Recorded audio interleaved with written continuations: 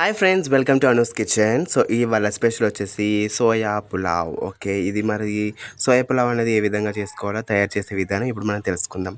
ముందుగా వేడున్న వాటర్లో సోయా వేసుకొని ఈ విధంగా ఉంచుకోవాలి. ఆలోపు వేడున్న పాన్లో ఆయిల్ పోసేసుకొని అందులో లవంగాలు, యాలకులు అందులో యాడ్ చేసుకోవాలి. ఇవి రెండు తీసేసుకున్నా పర్లేదు. మంచిగా యాడ్ చేసుకొని కట్ చేసుకున్న మిర్చీస్ అందులో యాడ్ చేసుకోవాలి.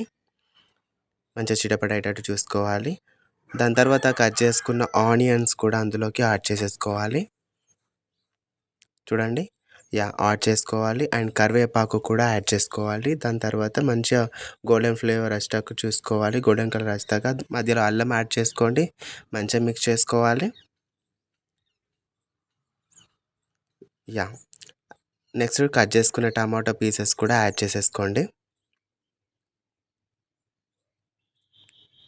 ఒక 2 మినిట్స్ మూత పెట్టేసుకొని ఉంచండి.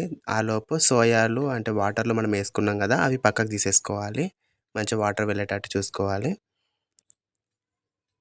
అందులోకి చూడండి మంచిగా మిక్స్ చేసేసుకోవాలి. చేసుకొని కొంచెం పసుపు వేసుకొని ఆ సోయా అందులో యాడ్ చేసేసుకోవాలి.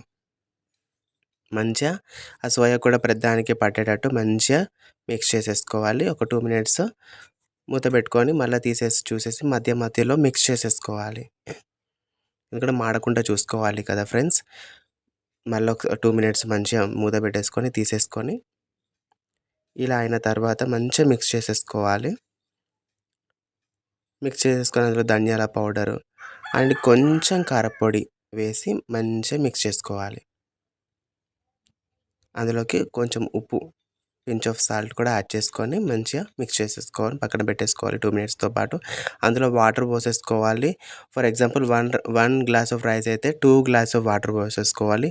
మంచిగా వాటర్ అనేది ఈ విధంగా బాయిల్ అయిన తర్వాత అందులోకి మనము పెట్టేసుకున్న రైస్ అనేది అక్కడ అందులో యాడ్ చేసేసుకోవాలి.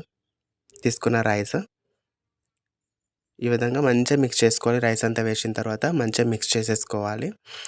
చూడండి, మిక్స్ చేసేసుకున్న తర్వాత ఒక 5 మినిట్స్ మనం చూసి ఉంటే ఈ విధంగా అవుతుంది. మంచిగా మళ్ళీ కిందది మీద, మీది కింద ఇలా వేసేసుకొని మంచిగా మిక్స్ చేసేసుకోవాలి. 2 మినిట్స్ తర్వాత మళ్ళీ ఓపెన్ చేసి చూస్తే వేడి వేడి సోయా పులావ్ రెడీ అయిపోతుంది. ఎలా ఉందో కామెంట్ చేయండి. Thanks for watching our videos and do subscribe. Thank you for your support and love. Thank you.